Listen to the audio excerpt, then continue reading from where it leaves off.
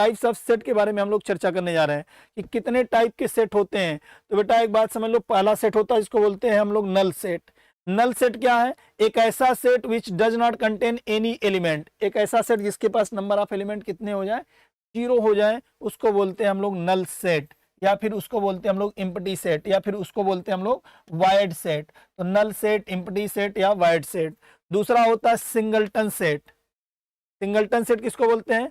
एक ऐसा set, a set which contain only one element, एक ऐसा सेट जिसके पास केवल और केवल कितने एलिमेंट हो, one and only one element हो, उसको बोलते हैं सिंगलटन सेट। बेटा ध्यान रखना कि इसको हम लोग फाई से डिनोट करते हैं या फिर सिर्फ करली ब्रैकेट से। किसको? नल सेट को। नल सेट को फाई से डिनोट करते हैं या सिर्फ करली ब्रैकेट से डिनोट करते हैं। इसको हम लोग बोलते हैं बेटा क्या? Null set. सिंगलटन सेट में केवल और केवल एक एलिमेंट प्रेजेंट होता है, ठीक है, one and only one elements are present. फिर बात आती है फाइनाइट सेट की, सीमित समुच्चय। बेटा इसको बोलते हैं रिक्त समुच्चय, इसको बोलते हैं एकल समुच्चय। फाइनाइट सेट को बोलते हैं हम लोग सीमित समुच्चय। नल सेट में एक भी एलिमेंट नहीं होता, रिक्त समुच्चय बोलते हैं, ठीक है। तो हमें मैथमेटिक्स की भावनाओं को समझना बेटा। तीसरा हमारा जो यहाँ पर दिख रहा है वो है फाइनाइट सेट। फाइनाइट सेट क्या है कि a set is called a finite set if it is either void or its elements can be counted. मतलब ये है कि यदि किसी सेट के एलिमेंट्स को हम काउंट कर पाए, अगर काउंट कर पाएंगे तो उसको बोलेंगे कि ये सेट क्या है, अपने आप में फाइनाइट सेट है। और अगर काउंट नहीं कर पाएंगे तो बोलेंगे कि ये क्या है, अपने आप में इनफाइनाइट सेट है, ठीक है।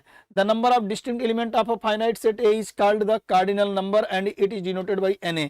ध्यान रखिए, अगर किसी सेट के एलिमेंट्स को, आगे चल के हम चर्चा भी करेंगे, कार्डिनल नंबर बोलते हैं या फिर नंबर ऑफ एलिमेंट बोलते हैं। कार्डिनल नंबर या फिर उसी को ऑर्डर ऑफ सेट या नंबर ऑफ एलिमेंट, उसका मतलब होता है कि किसी फाइनाइट सेट में कितने नंबर ऑफ एलिमेंट हैं, उस चीज को बोलते हैं कार्डिनल नंबर। तो कहने का मतलब ये है कि यहाँ पर फाइनाइट सेट एक ऐसा सेट जिसके एलिमेंट्स को हम काउंट कर पाए। अब आप मुझे बताओ कि क्या हम रिक्त समुच्चय जो हमारे पास जो नल सेट है, क्या हम उसके एलिमेंट्स को काउंट कर पाएंगे कि नहीं कर पाएंगे? तो ऐसे सिचुएशन में आपको बोलना पड़ेगा कि सर जो रिक्त समुच्चय या नल सेट होता है उसके एलिमेंट्स को हम काउंट कर रहे हैं तभी तो बता रहे हैं कि 0 है, इसलिए वो अपने आप में कैसा सेट है या कैसा समुच्चय वो अपने आप में। तो हम बोलेंगे कि सर फाइनाइट सेट हमेशा जो होता, जो नल सेट होता है हमेशा एक फाइनाइट सेट होता है। Null set is always a finite set. फिर फोर्थ पॉइंट है इनफाइनाइट सेट। इनफाइनाइट सेट क्या है? इनफाइनाइट सेट का मतलब होता है कि एक ऐसा सेट जिसके एलिमेंट्स को हम काउंट कर पाए। इनफाइनाइट सेट, एक ऐसा सेट जिसके एलिमेंट्स को हम काउंट ना कर पाए उसको बोलते हैं इनफाइनाइट सेट। जैसे सर एग्जांपल, एक बात मुझे बताइए, क्या आप नेचुरल नंबर को काउंट कर लेंगे? क्या आप होल नंबर को काउंट कर पाएंगे? क्या रियल नंबर को काउंट कर पाएंगे? सर नहीं कर पाएंगे, क्योंकि इनकी संख्या बहुत ज्यादा है, इनफाइनाइट है ये, तो इसलिए इनको बोलते हैं इनफाइनाइट। यानी कौन कौन से? सेट ऑफ नेचुरल नंबर, प्राकृतिक संख्याओं का समुच्चय, ठीक है, पूर्ण संख्याओं का समुच्चय, पूर्णांकों का समुच्चय, ठीक है, वास्तविक संख्याओं का समुच्चय, ये सभी के सभी सेट कैसे हैं अपने आप में? सर ये सभी के सभी इनफाइनाइट सेट हैं। समझ गए? नेक्स्ट पांचवा है इक्विवेलेंट सेट, ठीक है। ये इक्विवेलेंस नहीं है, इक्विवेलेंट है, इक्विवेलेंट सेट। इक्विवेलेंट सेट क्या होता है भाई? अकेला सेट कभी इक्विवेलेंट नहीं होता। फिर सर अकेला सेट अगर इक्विवेलेंट नहीं होता तो हमने कहा जब भी होंगे पेयर ऑफ सेट होंगे। तो इक्विवेलेंट सेट का मतलब कि two finite set A and B are equivalent if their cardinal number are same. यानी दो ऐसे सेट जिनके, और वो कैसे होने चाहिए? फाइनाइट होने चाहिए। दो ऐसे सेट जिनके कार्डिनल नंबर अगर सेम हो जाएं तो हम लोग बोलेंगे कि दोनों कैसे हैं, अपने आप में इक्विवेलेंट सेट हैं, कार्डिनल नंबर सेम हो जाएं, ठीक है। तो उनको, और चाहे एलिमेंट जो भी हो, what ever be the element, एक में अगर अल्फाबेटिक फॉर्म में है, दूसरे में न्यूमेरिक फॉर्म में है, कोई फर्क नहीं पड़ता है। हम बस ये देखेंगे कि दोनों का कार्डिनल नंबर सेम है कि नहीं। अगर दोनों का कार्डिनल नंबर सेम है तो दोनों सेट अपने आप में क्या कहे जाएंगे? इक्विवेलेंट सेट कहे जाएंगे। 6 पॉइंट है इक्वल सेट। इक्वल सेट हम किसको कहेंगे?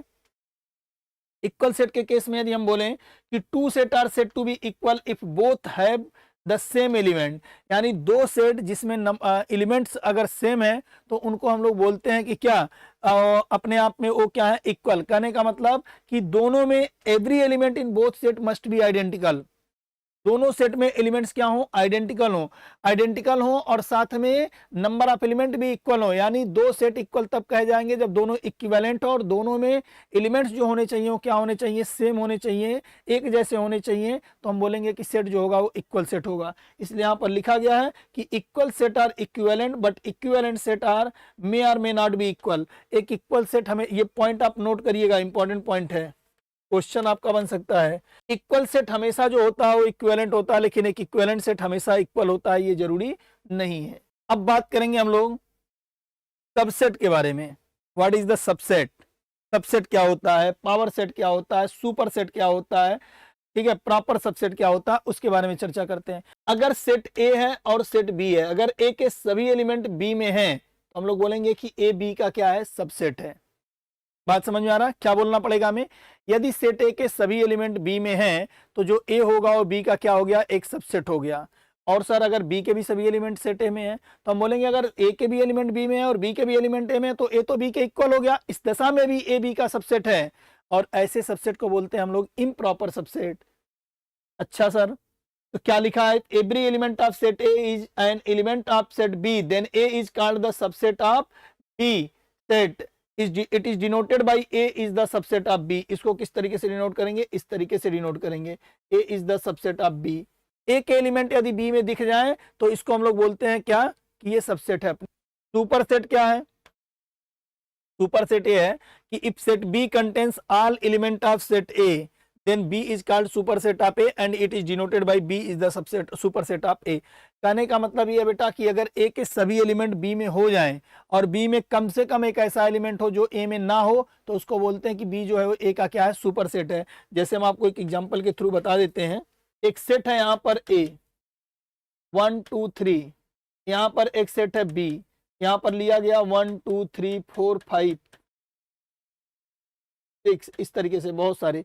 अब आप मुझे देख के बताइए क्या सेट ए के सभी एलिमेंट बी में है कि नहीं है? तो आप बोलेंगे सर सेट ए के सभी एलिमेंट बी में है, तो सेट ए के सभी एलिमेंट बी में है तो बेटा बोलना पड़ेगा कि A is the subset of B. Sir आप यहाँ नीचे डंडी नहीं लगा रहे हैं, उसके बारे में भी हम आपको समझा रहे हैं। ए के सभी एलिमेंट बी में है, इसलिए ए जो होगा इसको पढ़ेंगे हम लोग, A is the proper subset of B. क्या पढ़ेंगे इसको?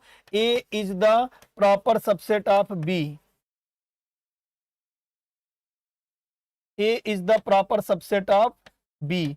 अब सर क्या बी के सभी एलिमेंट ए में है क्या? नहीं, बी ए से ज्यादा सुपीरियर है, ज्यादा बड़ा है, इसलिए हम लोग बोलेंगे कि जो बी के एलिमेंट है वो ए में नहीं है, पूरी तरीके से नहीं है, सभी एलिमेंट बी के ए में नहीं है, यानी बी ज्यादा सुपीरियर है। इस दशा में हमें बोलना पड़ेगा बी, अगर ऐसा सिंबल बना हुआ है तो हम लोग बोलेंगे कि B is the super set of A. B is the super set of A. अगर यहीं पर एग्जाम्पल हम थोड़ा सा चेंज कर दें कि a इज इक्वल्स टू, अगर हम आपको दे दें कि 1 2 3 और दूसरा अगर हम आपको दे दें b जिसमें कि है 3 2 1, तो बताओ बेटा क्या a के सभी एलिमेंट b में है कि नहीं है? सर a के सभी एलिमेंट b में है और सर b के भी सभी एलिमेंट a में है, इसलिए यहाँ पर इस तरीके से लिखना पड़ेगा और इसको बोलेंगे कि a is the improper subset of set b।